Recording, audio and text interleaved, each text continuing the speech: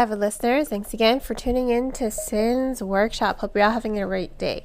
So today we're going to be talking about The Archer at Dawn, the second novel in the Tiger at Midnight series.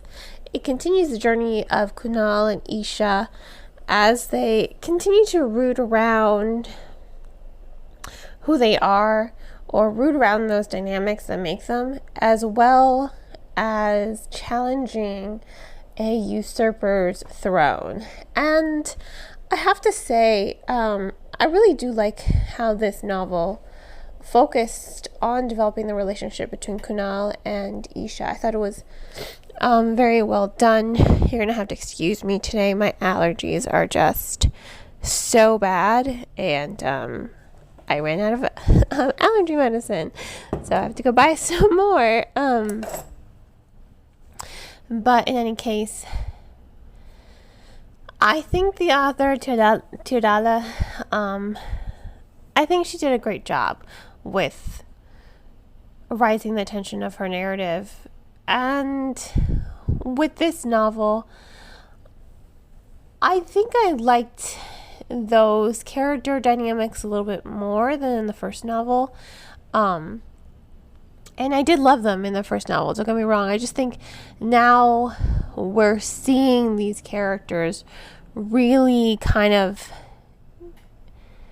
face who they are. I mean, they've established they're on the same side at this point, but they're still both figuring out, Kunal and Isha, they are still both figuring out who they are in the grand scheme of things. I mean, Kunal is a shapeshifter, and that is a gift really just for nobility and royals, and he's always grown up, not really knowing much of his past, not really knowing much of his history. Something that his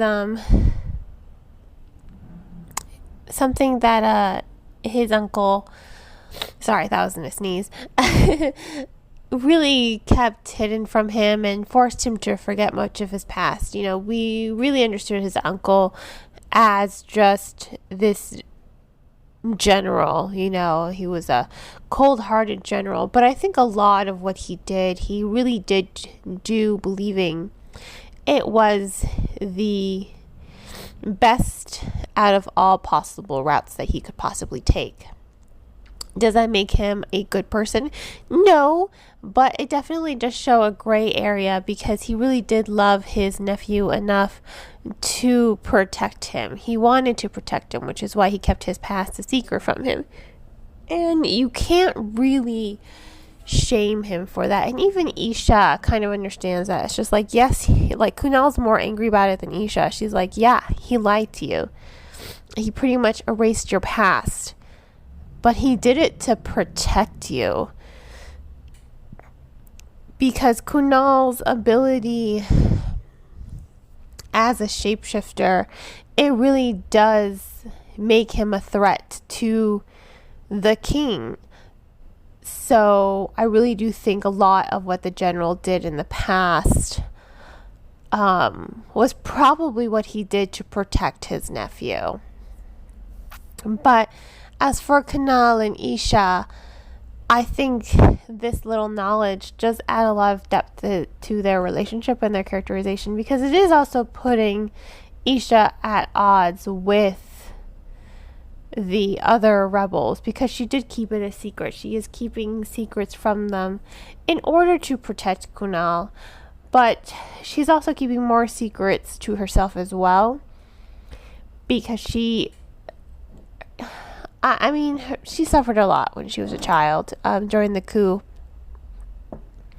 because she was very close to the princess. In fact, she was there when the coup happened. She's the one who helped the princess escape and run away. But what is really kind of heartbreaking is that she was at such a young age, and now she's just very bitter, very cold, very untrusting. You really do get to see those walls come down when she's around Kunal. They love each other, but it's more of this novel is kind of questioning, do they love each other, or do they just love that the both of them highlight something from their past, like an innocence that was lost. Are they just in love with this idea of who they used to be versus who they are now? There's no denying that there is chemistry between the characters. There's no denying that there is romance and love between them. But considering the amount of secrets that they do keep from one another, granted, it is in Kunal's defense, it is to protect her. I don't think she needed that protection. And as for her, she was just doing it for herself because she wanted to enact revenge on the people who, took away her innocence. So I think that that's really quite interesting for their dynamic and chemistry and further developing who they are as characters outside of one another and outside of the romance. I love personally when authors, you can have a romance in the story, but I think a lot of romances, thinking back on it, I think a lot of romances tend to be very codependent, or at least they seem that way. Here, and their development is codependent. I'm not saying that's a bad thing. It is kind of realistic because when you love another person, I know I've picked up some of my husband's bad habits, like his sailor mouth. I used to never curse until I met him, and now I'm the one who does all the cursing, and he doesn't do any. You do absorb things from your partner, your life partner. I do think. I just think it's important that you don't lose yourself and your individuality. And I think we do see that a lot in young adult fiction when it comes to romance. So I do like seeing that these two characters, I do like seeing that tension between them because they're not losing who they are, who they've grown up to be. They're still holding on to those aspects of their identity, and it is kind of putting them at odds with one another because he's still kind of a soldier, and Kunal is saying, not all soldiers are bad. And just because the institution may be corrupt doesn't mean the actual individuals are corrupt. Sometimes people are just caught between a rock and a hard place, but that doesn't excuse bad behavior, of course. And there are obviously going to be the people who are going to take advantage of their power. But I think Kunal's belief in a better system and Isha's just need to destroy the tyranny, I think it does put them at odds with one another. And I like that tension because you're still seeing who they are as core characters. You're seeing their cores. You're still seeing them develop. You're still seeing them grow outside of their romance. And you're seeing their romance hit a few bumps in the road. I think it's realistic. I think it's relatable. And I don't think that it is far-fetched, You can have the same core beliefs, but the way you approach those core beliefs and the way that you want to bring to life those core beliefs, they aren't always going to be the same. And I think that's what puts them at odds with one another. And that's what I liked about the storytelling. That's what I liked about the rising tension with their development as characters. As for the story itself, I do also agree that, there is lots of development for the story. I think the author has done a great job with continuing to blossom up this narrative. She really is doing a spectacular job with the characterization. She's doing a spectacular job with developing the story as a whole. I mean, there are so many plot twists, so many turns in the story that are unpredictable. They do catch the reader off guard, but they also fit within the context of the story. You're just like, it feels natural. That's what I'm getting at. It feels like a natural development, natural progression of the actual story itself, while making sure that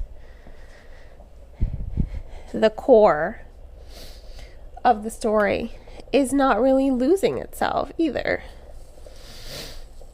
So I think that is important when it comes to building up a story. You have to make sure that you're growing it in a way that seems natural to the fluidity of the story, while also ensuring that you're not losing that pace. You're not losing that momentum.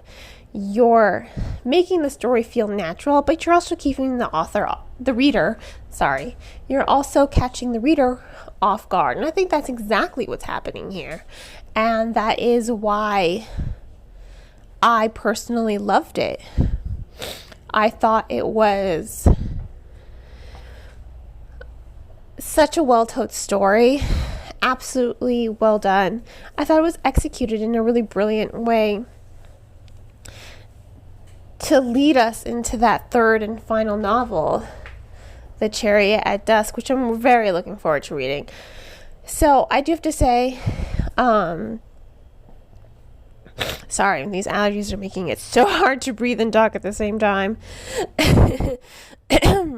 I do have to say that I do think this was a spectacular story. I will give The Archer at Dawn 4 to 5 stars. Didn't quite blow me away, but I do think it was well told. I love those character dynamics. I love the characterization for the overall story. And I think it does grow in a wonderful way. Now, if you want to go ahead and support the author, please remember to check out the book from your local library if money's tight, and leave a review. If money's not tight, I highly encourage you to purchase the book from your local bookseller or online book retailer. I just ask that you just do not purchase the book from Amazon. I know it's handy dandy to get Prime shipping. Trust me, I buy everything else on Amazon, but when it comes to my books, I prefer to support my bookstores and local booksellers and online book retailers. So you have to wait a couple more days.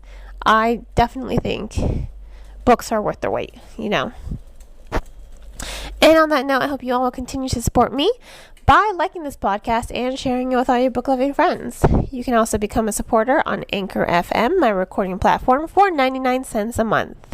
Hope you all have a great rest of your day. And as always, happy reading.